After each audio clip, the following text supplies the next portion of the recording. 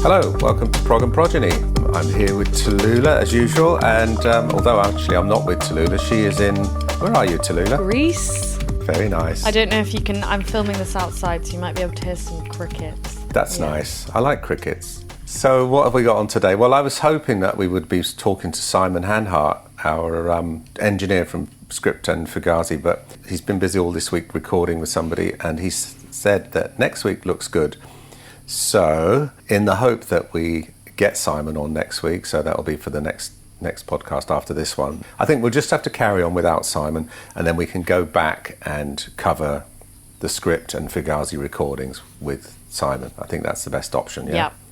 Well, I won't ask you what you've been up to this week, as you've obviously just been lying on the beach. Lying on the beach, eating a lot of tzatziki. Oh, I was going to say, we covered the Reading Festival last time. I think that's round about where we stopped, wasn't it? Yeah. I noticed that Black Sabbath played their final ever gig last weekend. It was a bit sad. I don't know if you saw any clips from it, but Ozzy Osbourne couldn't even stand up. He was sat in a big throne the whole gig, apparently. I read something about a suicide pact between him and Sharon. Really? Yeah, like if he gets to God. a point where he can't speak or stand or something, that they both decided in 2007 that they would go to Switzerland and euthanize themselves. What, even her as well? Yeah, like it was like a pact because they couldn't live without each other. Sounds like it's nearby after watching that gig. Oh, right. Well, Sharon would probably say, you go first. Oh, I've changed my mind. Okay, that's a bit grim. Yeah, well, that's just what I heard. That's in sharp contrast to John Anderson from Yes, who apparently, because I heard something he did on Spotify last week, he started touring with a sort of like a cover band that he found on YouTube called the band Geeks. They do a great impersonation of Yes, so he's singing with this band playing Yes songs. He's actually singing really well considering he's 80 years old.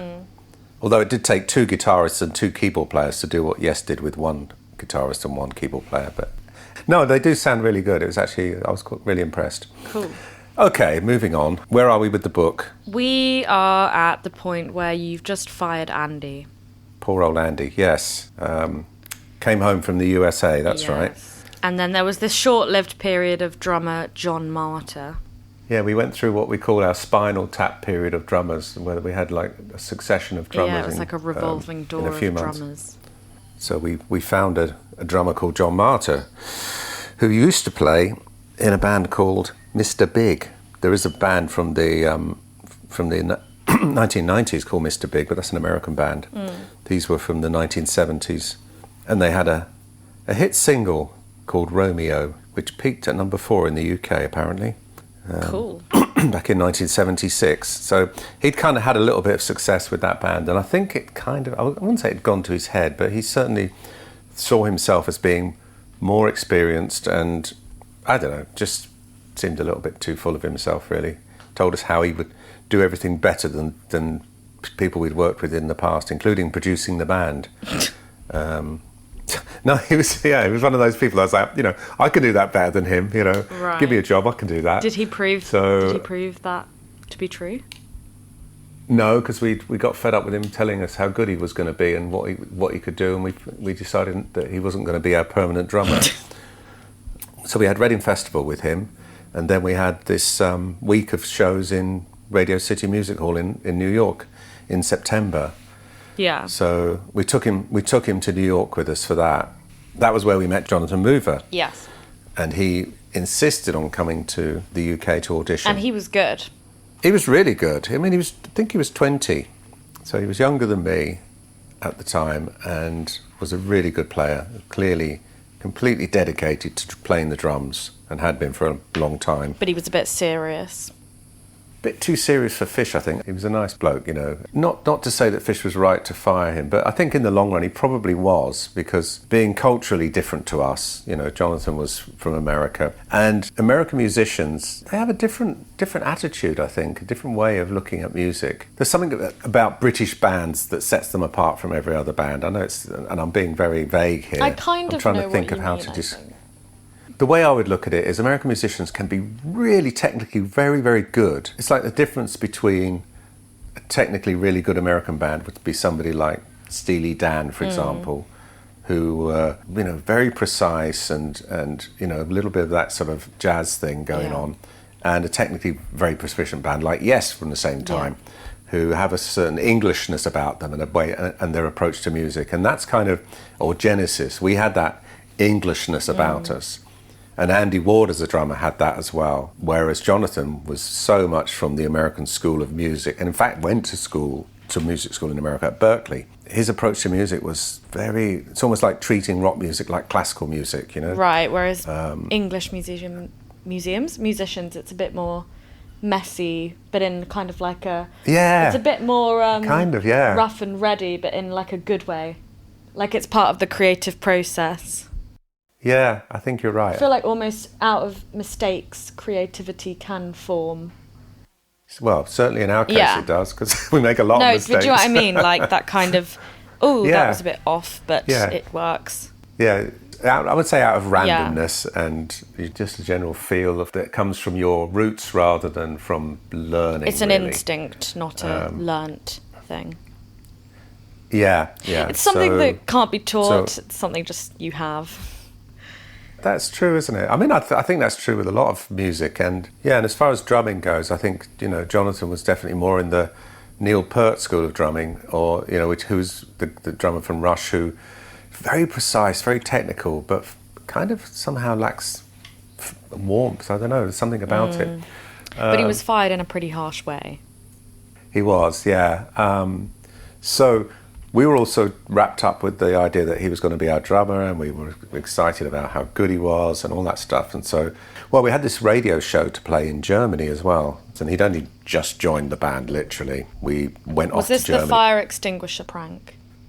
It was. So we had this radio show right in the centre of Germany in a place called Barnatal, which is near Kassel apparently. And it was our first trip to Germany.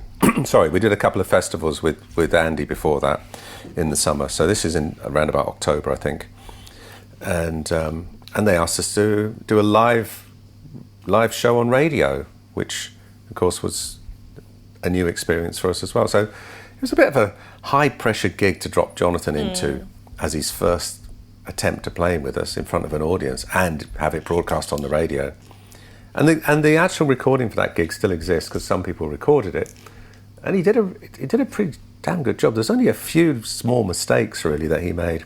But I remember we got there, and of course we were spending every minute we could rehearsing, or him trying to remember how the parts went. I was sharing a room with him. We were literally in the room, and he was tapping out the parts on the bed, or like on a practice pad. And there was a knock at the door, and it was John Anderson with a fire extinguisher. Boy, he's supposed to be our manager, but he was the least mature out of the lot of us.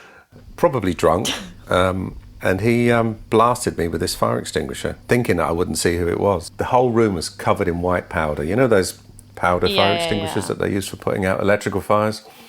We opened the windows because it was just, the air was completely full of this white powder, unable to breathe. What we didn't realise was that these big clouds of white smoke going out of our window, and there was a coachload of people arriving, saw it and thought there was a fire. So they called the fire brigade. Meanwhile, we were having a fire extinguisher fight. The entire floor was covered in white powder by the time we'd finished. Oh my God. And the fire brigade and the police arrived, and they basically lined us all up with John. And in the book I describe how John ran back to his room and got in the shower, pretending that he was, that's what he was doing when it all kicked off, so that he was innocent, But I saw it was him, so I just went to his room, knocked on his door. When he answered it with a towel wrapped around his waist, I just blasted him with a fire extinguisher. And of course it all stuck to his skin, so you can imagine. And his hair. My hair was like, I did have hair in those days. My hair was just like straw sticking out at all funny angles, because it, like that, I don't know if you've ever used that dry powder shampoo. If you can't wash your hair. Like dry shampoo. It takes all the... Yeah, it takes all the oil out of your hair, doesn't it? Yeah. Gross and super dry and brittle. Yeah, that's what this fire extinguisher did to my hair. My luscious locks. Did you have quite a lot of pride in your hair? I suppose I did. Yeah. Did you have when I was about 18, a hair routine? Do you know what? I don't remember. I used to wash it every few days, like blow dry it with a blow dryer. That was it. Yeah, because it was long. Otherwise, it would just be dripping wet. Anyway, just that's something that never occurred to me. Well, when we were little, you were very good at plaiting our hair. And I always wondered if it's because you'd braided your own hair. No, I never braided my own hair, and I started putting it in a ponytail probably in the late 80s, right. Early 90s. Do you talk about your hair loss in the book? I do, yeah, later on, because I had this hilarious experience. Well, it's hilarious now, it wasn't at the time, of going to the Svensson Hair Clinic in London, but we'll talk about that later. Yes, I think I've heard about this. The clinic was in Wigmore Street. Oh yeah, Wigmore. That should have been a warning, right? So the police came. They lined us all up. John Anderson was still with nothing but a towel round his waist, covered in white powder. And they took all our passports off us. The hotel refused to let us leave until we'd paid for the cleaning bill, which was about £4,000, I think. Oh my God. Which at that time, for us, was a lot of money, which we didn't really have. So, anyway, that... Did it come out of John's wages because he started it? No, but the band paid it. Oh my God. Don't be silly. Yeah. John's wages. Because he started it.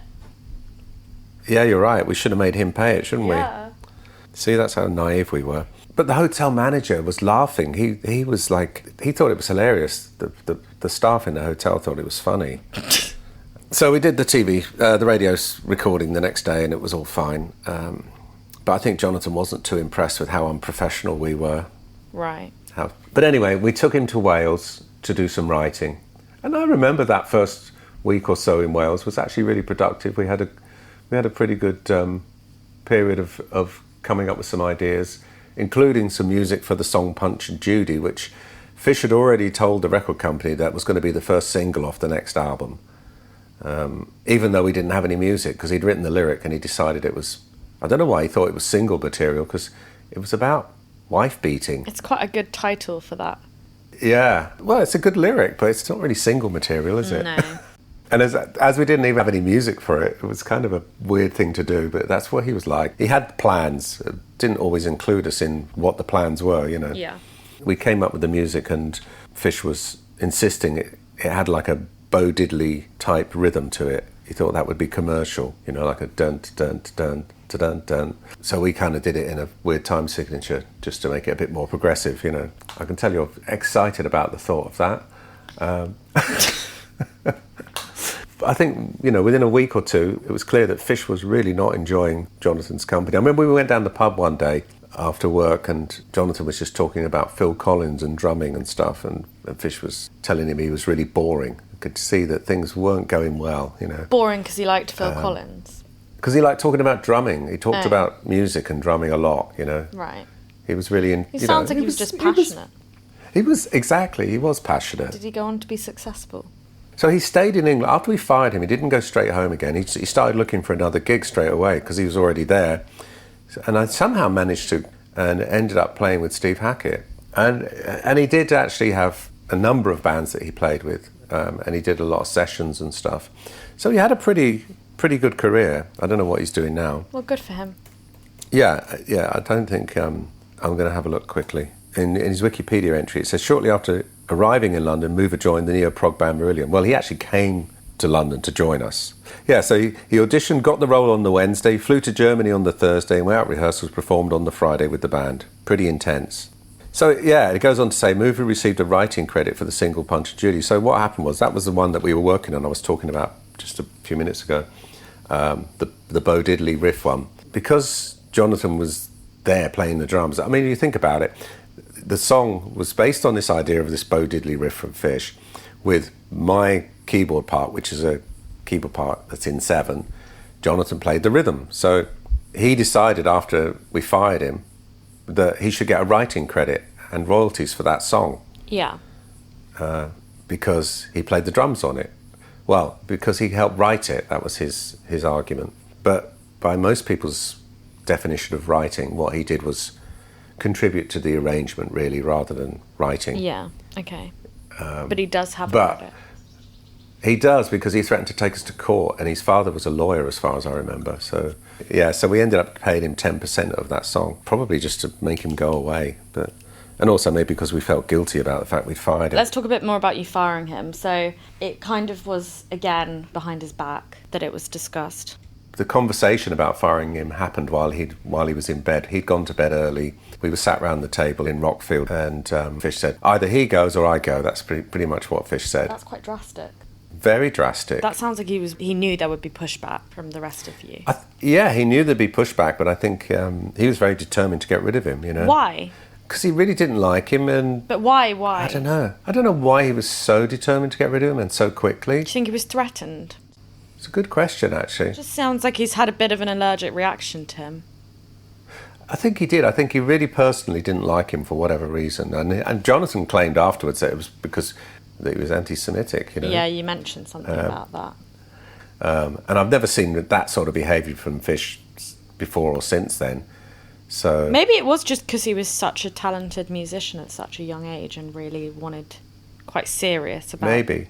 I never thought about it, but I think you're right. His reaction was very over the top, like either he's out or I am. Maybe Fish saw that it was going to change the chemistry of the band somehow. That's possible. Maybe. I felt terrible for him. He made his way to New York from Boston to meet us, and then persuaded us to give him an audition. Came to England, got the gig, and then played a gig with us.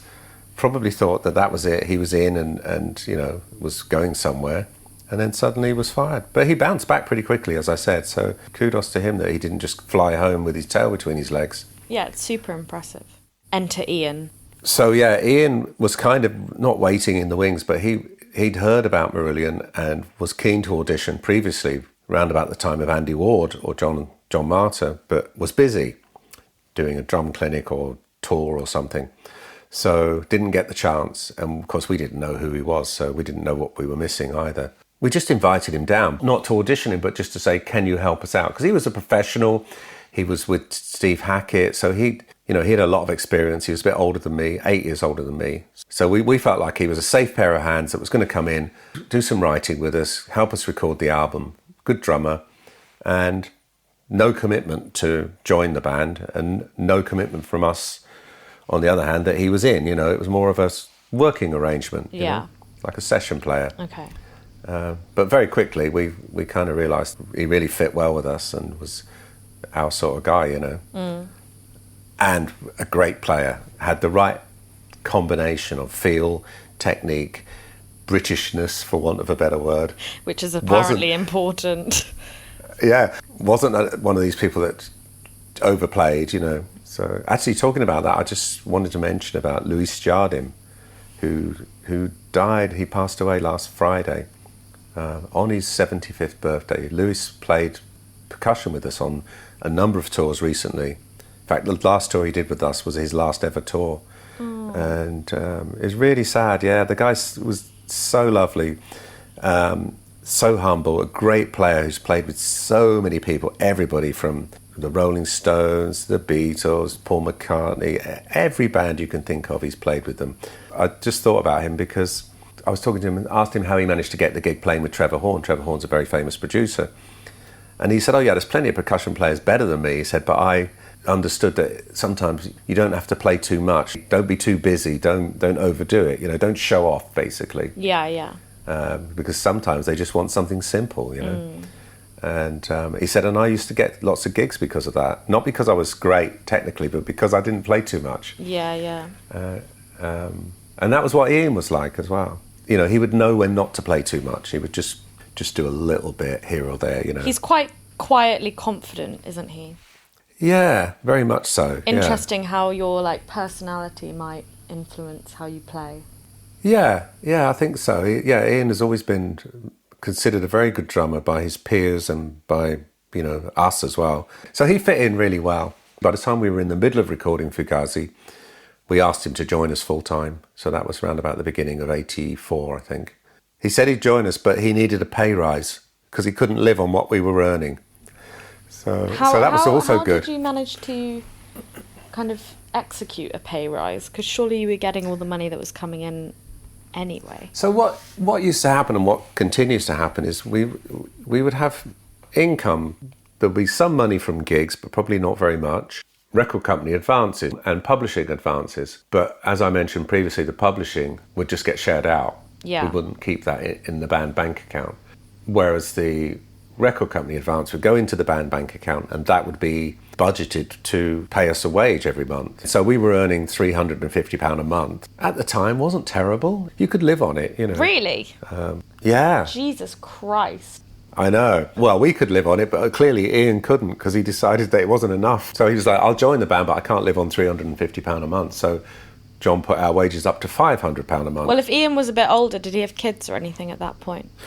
No, he didn't. No, he was married, but he didn't have kids. So he's there recording Fugazi with you at... You're in Wales? The Manor Studios. Manor Studios, that's it, in Kidlington. Kidlington, that's right, just down the road. But Nick, he wants to record it in 48 tracks.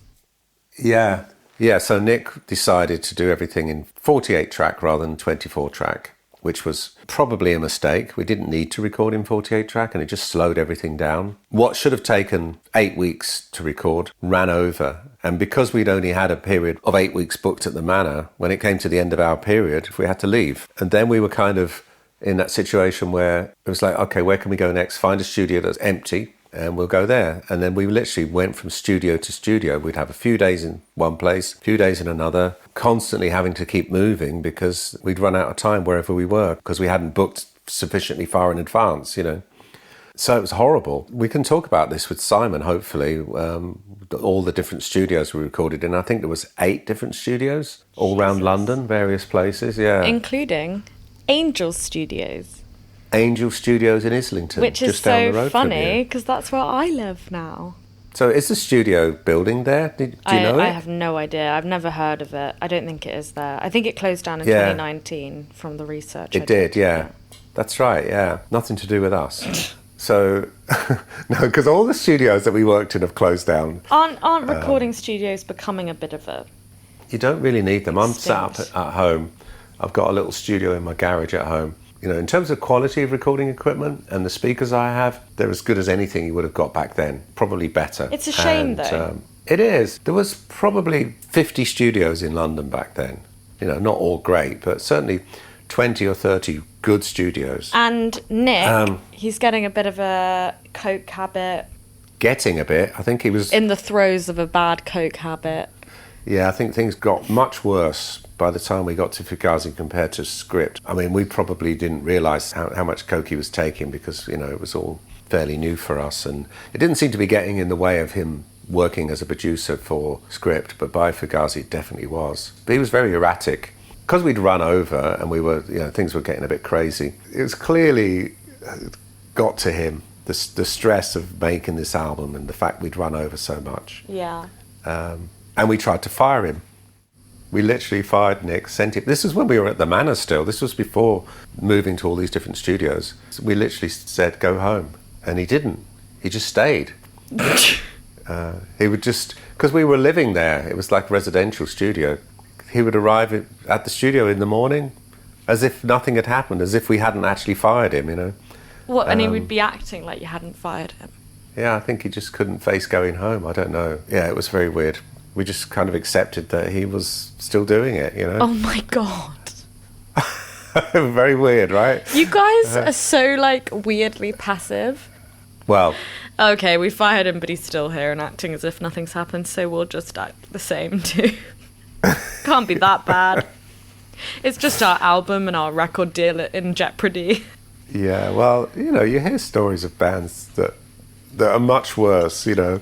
We did actually finally finish the album. It was very stressful, and I can remember the mixing wasn't finished by the time we had to go on tour. So we literally left the studio having not heard the final mixes of the songs while we were on tour. Somebody brought the finished mixes up to a studio in Liverpool for us to listen to. And I remember hating the end of Fugazi, the title track, what they did to it.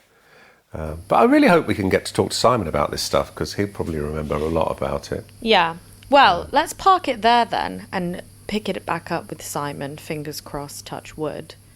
Oh yeah, I wanted to say thank you to everybody who has subscribed on Patreon. It's been really good being on there, having direct communication, answering questions, although we've had a lot of questions which we're going to answer in a questions episode at some point. But also at the end of this episode, after the book chapter reading, I will give a shout out to all of our latest subscribers. So if you're one of them, thank you very much. And don't forget, if you want a birthday greeting from us on your birthday, send us your date of birth if you're a subscriber. And Tallulah, you missed our first couple of birthday greetings that I sent out the other day. Sorry. We've got a few more coming up in the next week or two, so we can do those. Yeah, Dad and I are going to be together all next week, so we'll be able to do that together. Tallulah's on holiday. I'm going on holiday with Tallulah next week. I know, I get back from Greece and I go again 5 days later. Hurrah. So the next piece of music that I'm going to put out is the song for Tallulah that I wrote for you, Tallulah, when you were 3 weeks old, something like that, which you've heard, of course. Yes. So that back then I did a recording of it.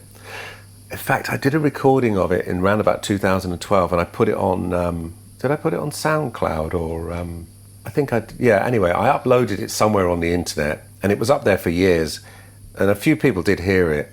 So I thought, well, I'll do a new version of that. So that's what I did last week. I recorded a brand new version of it, which is better than the original, I have to say, I think. And it's just piano. I liked it. You liked it? Good. I had a tear in my eye. Did you? Ah. It's quite an emotional piece of music, and when you think about the meaning behind it as well. Yeah. Yeah, it made me feel a bit emotional. Oh. It's definitely a better version than the one that was available. So if you've heard it before, give it a listen, see if you think it's any better. I'm going to make this one available just for the In the Family subscribers. And then maybe the one after that, we'll do it for everybody again. Okay. Yeah, it looks like probably one tune a month, something like that would be good frequency. Yeah. So, and then maybe there's a lot of good questions here. So maybe next episode, depending on Simon's movements, we'll do a listener's questions episode as well. Yes. Yeah, let's do that. Yeah, there's a bunch, isn't there? Yeah. Okay. Enjoy the rest of your holiday, Tallulah, and thank you everybody for listening. Thanks. Thank you for listening, and we'll see you next time. Goodbye. Bye, Dad. Bye, Lula. Bye, everyone.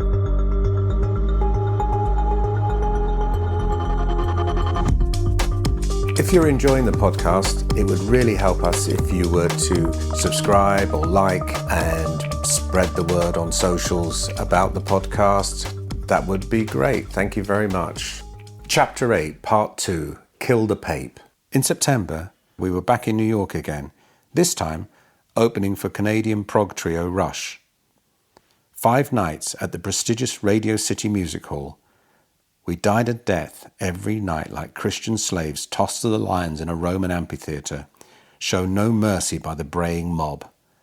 One particularly passionate and possibly drunk Rush fan in the front row stood on his seat, pulled down his jeans and pants and yelled, "Kiss my ass," helpfully pointing out his generous derriere in case we missed it. Every night we trudged back to the Mayflower Hotel bar on Central Park West to drown our sorrows. And every night we had to listen to John Martyr drone on that if we gave him the producer gig on our next album, he would do a brilliant and comprehensive job. By the end of the week, he had talked himself out of the gig, not only of potential producer, but as our drummer too. Going to New York wasn't a total waste of time though. One evening, we met with a 20-year-old drummer from Boston called Jonathan Mover. He'd heard word we were looking for a drummer and came to try and persuade us to let him audition. We were unsure, mainly because we didn't want him to waste time and money flying to the UK only to be turned down. He was sure he wanted to try anyway, and it was hard not to be impressed by his tenacity and determination. It reminded us of ourselves a few years earlier before being flashed by Rush fans had ground us down. Back at Nomis, we had another round of auditions, saving Jonathan's until last in order to give him a fair crack as he'd travelled so far. Unwittingly, we had saved the best until last, as he impressed the hell out of us. He was technically brilliant with incredible precision and timing, and all at 20, part of me wanted to choke him. As was the Marillion way, we dropped him in at the deep end, though this time it was akin to going off the top tier of a diving board into a bottomless sea. We asked him if he would like to come to Germany for his first gig, which would be recorded and broadcast live on radio. Talking of taking things to new extremes, Fish broke the news to John Martyr that he wouldn't be needed in Germany with even more cruel glee than he had when sacking Diz and Mick. It was like the old joke. I say joke. All those coming to Germany take one step forward. Where do you think you're going, Martyr? John had obviously forgotten or forgiven this when Fish asked him to play drums on his Fellini Days album in 2001. We left for Germany the next day, and that evening I talked Jonathan through the entire set in our hotel room while he tapped out the parts on a practice pad on his bed. We were interrupted by a knock on the door, which I answered. I fell backwards into the room, spinning around to protect myself, as a blast of dry powder hit me square in the face. The room filled with a choking white dust, and we made for the windows to let some air in before we were asphyxiated. Our level-headed manager, John Arneson, was the culprit. Mistakenly, he was convinced that I hadn't spotted him. He hurried back to his room and jumped in the shower. I like to imagine he was whistling happily with not a care in the world as he reached for the shampoo. Once we could breathe again, I grabbed a fire extinguisher and went to John's room. He answered the door, dripping wet with a towel round his middle, an inquiring and innocent expression across his face. I was having none of it, and without hesitation squeezed the trigger. There was a whoomp sound, an explosive cloud of white, and the dried powder not only covered his entire room, but stuck to his wet skin and hair. Other members of the band joined in the fun, and pretty soon the entire hotel floor was covered in a thick layer of white powder. Thank God an actual fire didn't break out just then. That said, the actual fire brigade was called when somebody mistook the white clouds billowing from our open windows for smoke. The police arrived too. When they discovered what had really happened, they lined us all up against the wall and asked who was in charge. John, still half naked, covered only with a towel and telltale sodium bicarbonate, sheepishly raised his hand. I got the impression that Jonathan wasn't too impressed with his first night with his new band. At least we didn't charge the £1,000 cleaning bill to his room. And despite having had no rehearsal and only one day's notice, Jonathan played a stellar gig.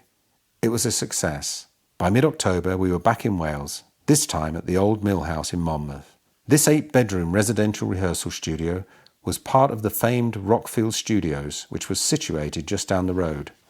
Black skies weren't just forming over the Welsh hills.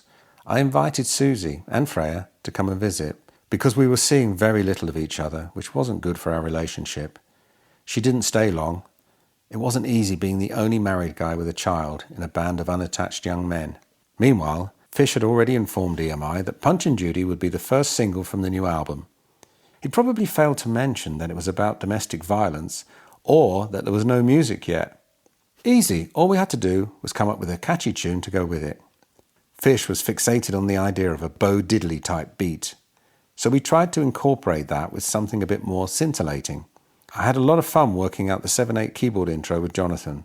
I found his playing a bit intimidating because he was so good. If he thought that I wasn't up to his standard, which I wasn't, he was tactful enough to keep it to himself. The basic chord structure was also mine. We also started work on Incubus with the music written by Steve and a rhythm from Jonathan that would later be developed by Ian Mosley and used for the intro section. Fish had been working on the lyric from the soliloquy he'd first put forward for the script intro. John Arneson was less than delighted to learn that the second part of the lyric was inspired by a spell Fish spent as his guest at his flat in Blackheath, referred to as a Blackheath cell in the Fugazi lyric.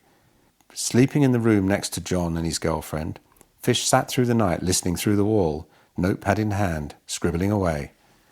The dark room unleashes imagination in pornographic images in which you will always be the star. Untouchable, unapproachable, constant in the darkness, nursing an erection, a misplaced reaction, with no flower to place before this gravestone, and the walls become enticingly newspaper thin, but that would only be developing the negative view. As Diz had found to his cost, you have to be careful around Fish in case you unwittingly became the starting point for his next song.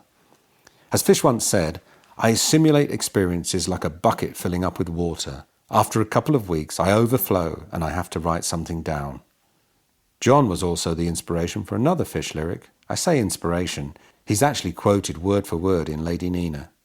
In the movie Rashomon, the characters provide subjective, alternative, self-serving and contradictory versions of the same incident. Similarly, when bands dump members, every person you ask has a different slant on the way things went down. When it was Jonathan's time to go, Fish blamed his technical ability that Jonathan didn't fit into the band's social infrastructure, and what's more, he was American.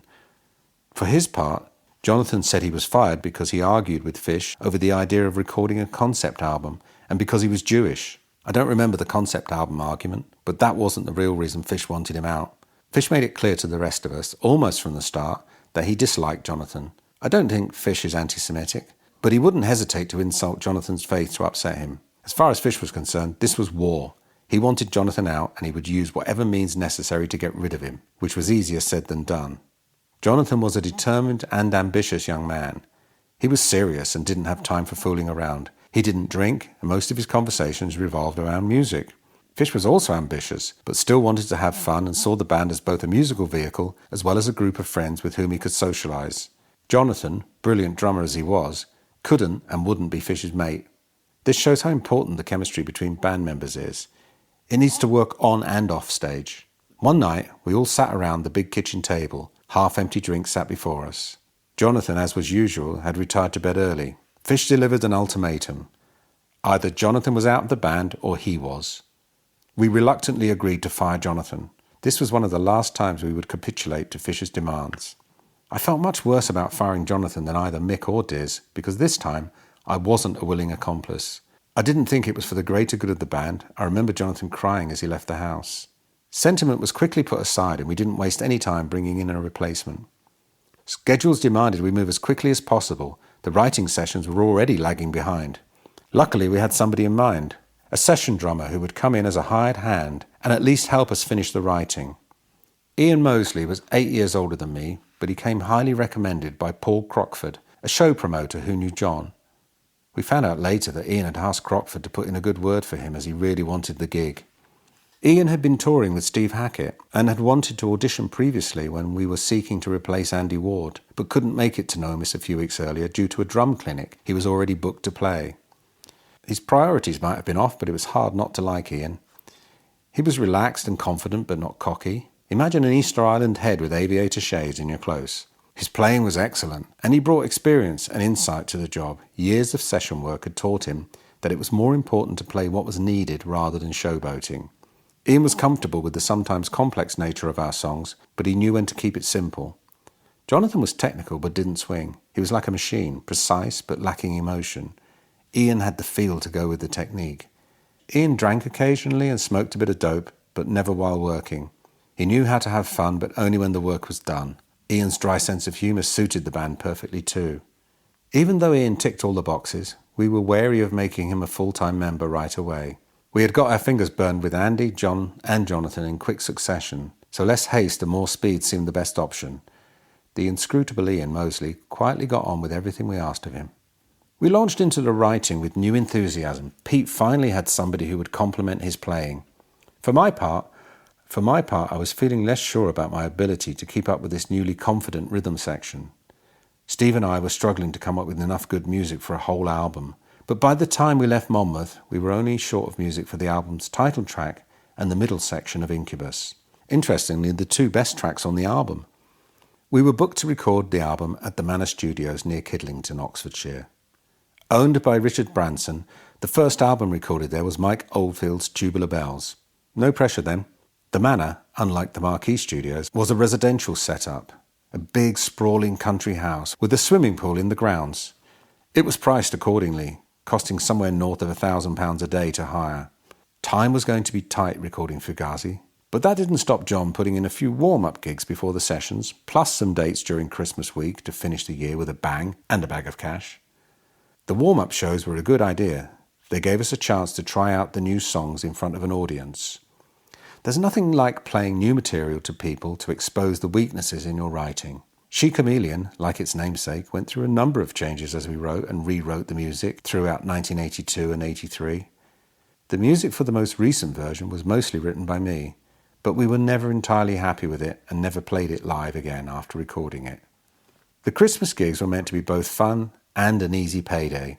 The only way to avoid eating into our recording time further was to play them from the 27th until the 31st of December. John didn't consider that I might want to spend Christmas and New Year at home with my family because the rest of the band could easily invite their girlfriends to any gigs they liked. Inside the band, there was a culture, driven by Fish, of life on the road being for boys only. One time, Susie took Freya on the tour bus for a moment's respite from the night show, and Fish came aboard and asked if we'd become a band of travelling gypsies. It was classic Fish, both passive and aggressive. We started recording in mid-November, amid the usual hubbub of excitement and anticipation, but almost from the start, things started to unravel. An overly confident Nick Torber had decided to record the album in 48 tracks. This was ambitious because it involved using two 24-track machines running together. A piece of kit that should never have left the lab was used to read the time code from the master machine and vary the speed of the second slave machine to make it match. In practice, it took 20 to 30 seconds for the slave machine to catch up and stabilize, which meant that every time you had to stop the machine, rewind the tape and go again, it wasted valuable time. Over the course of a day, this resulted in many lost hours. We only had about 8 weeks booked at the Manor, and the first few were spent finishing off the arrangements and writing the music for Fugazi, the title track. Whenever things weren't going well, which was most of the time, Nick consoled himself by having another line of coke. As Nick spiraled into a paranoid wreck, Simon took on the responsibility of getting the album finished. At one point, in a half-hearted attempt to make up for lost time, Nick asked if anybody would be willing to work on Christmas Day. Apart from being a ridiculous idea, we were starting to wonder if Nick's reason for recording at a residential studio was because he didn't want to go home. Things came to a head just before Christmas. We had an emergency band meeting with Hugh Stanley Clarke and resolved to send Nick home, effectively firing him from the project. Simon agreed to finish the album alone. Instead of just packing up and leaving on being told the news, Nick refused to leave, and like a spectre at the feast, he carried on turning up each morning in the studio control room. Things at home must have been worse than we thought. In happier news, we decided to invite Ian to become a full-time member of Marillion in January 1984. He was very happy to accept on one condition. He said he couldn't live on £350 per month, so could we all have a wage rise to £500? John agreed, as he thought we could afford it. I have to admit I didn't take any interest in our accounts, and John never offered to show them to us. As long as we got paid every month, then what was the problem? That was something that would come back to haunt me a few years down the line. But for now, we were fighting the clock, hobbling on until inevitably we ran out of time at the Manor and spent most of January moving between any studio in London that had 3 days available. In all, we worked in 8 different studios, most of which are no longer in business, which, to be clear, has nothing to do with us. Angel Studios in Islington finally closed its doors in 2019. Nick had the grand idea of recording the organ part for She Chameleon at Angel Studios because, being a church in a previous life, the studio still had a real working pipe organ. Quite why we were still taking advice from him at this point still puzzles me to this day, but I was very excited at the prospect of playing there. However, the experience was a disappointment. The organ was old and poorly maintained, which made it difficult to play, although luckily the part was pretty simple. It also didn't sound that great, but time constraints meant we used it anyway. With the tour books sold out and looming on the horizon, we took the decision to speed up the mixing by splitting into 2 camps. With Steve and me in one camp, and Ian, Fish and Pete in the other, we also brought in another engineer. On Stanley Clarke's recommendation, we hired Tony Platt, fresh from working with EMI stablemates Iron Maiden, who mixed Incubus at Abbey Road. His approach to recording was completely different to Simon's, so the first thing he did was attempt to make the drums sound like they would have done had he recorded them himself, which irked us, but we said nothing because he was doing us a favour. As Fish wasn't there, I took the opportunity to ask him to cut most of Linda Pike's backing vocals, which neither Steve nor I liked. The backing vocals I actually did like were at the end of Fugazi and sung by Carl Wayne, lead singer from the 60s band The Move, though he was never credited because the artwork was already at the printers by the time he came to record his part. With virtually no rehearsal and the mix still not finished, we toured the UK, starting at Leeds University on the 11th of February 1984. We were booked to film a show for the BBC series Sight and Sound in Concert at Chippenham Gold Diggers on the 8th of February, but we weren't confident we would be good enough, so we moved it to the end of the tour in March. Which was a shame because while we were certainly a tighter band, Fish's voice was pretty ragged by that point. Despite everything, the tour was sold out and the album entered the charts at number 5, topping the position that we had managed with Script the previous year. Given our relative inexperience, we were delighted with this news and convinced our plan for world domination was still on track. What we didn't know was that EMI were disappointed with the lack of a hit single. Punch and Judy, even with an appearance on Top of the Pops and kids' TV show Razzmatazz, only managed to reach number 29 in the singles chart before dropping like a stone the following week. They were also unhappy about the huge studio bill run up by our late album delivery. which wouldn't be the last time that would happen. Fugazi cost over £120,000, almost twice as much as script, while failing to match its sales. Back in London, storm clouds were gathering over Manchester Square. EMI had pored over the paperwork, added up the numbers, and were now considering dropping Marillion altogether. So finally, before you leave us, here are the member shout-outs that I promised. For everybody who has subscribed as a friend of the family or in the family, and thank you to our latest members, starting with Paul Gilhui, David Rowland, Paul Ecken, James Levy, David L, Katie Rutan, difficult one to pronounce here, Sted Boinga, I hope I got that right, Paul Norris, another difficult one for me, Wojciech Businski, again I hope it's right, thank you, Paul Schofield, Matt Oram, Melissa Ewing, Blake Dollins, Rita Drew, hello Rita, Alan Bainton, Robert Brooke, Alison Warner, David Moore, Andy Smith, Asha, David Midgell, Mark Griffin, Brian Ward, Andy King, Dave Moore, another difficult one, Pearl Radingrav, Richard Sheltinga, hope that's right, Gunther Schote, Dave Baxter, Vanessa Kennedy, Robert Martin, Stuart Riding, Andrew Garden, Andy Williams, Mike Evans, Tony Byers, Mark Richardson, Phil Coombe, Andrew Dreads, Robin Harris, James Kirkland, Steve O, Steve Evans, Peter Davis, Roddy Jameson, Peter Sherman, Mark D, Scott Forte, Digibirder, Flux, Klaus Zeller, Daniel Fry. It's possible I may have missed one or two in the changeover from Buzzsprout to Patreon, and if you're one of them, I'm really sorry for that, but hopefully you'll stay subscribed anyway and enjoy the podcast and the music that I make available over the coming months. Thanks very much again, everybody. See you next time.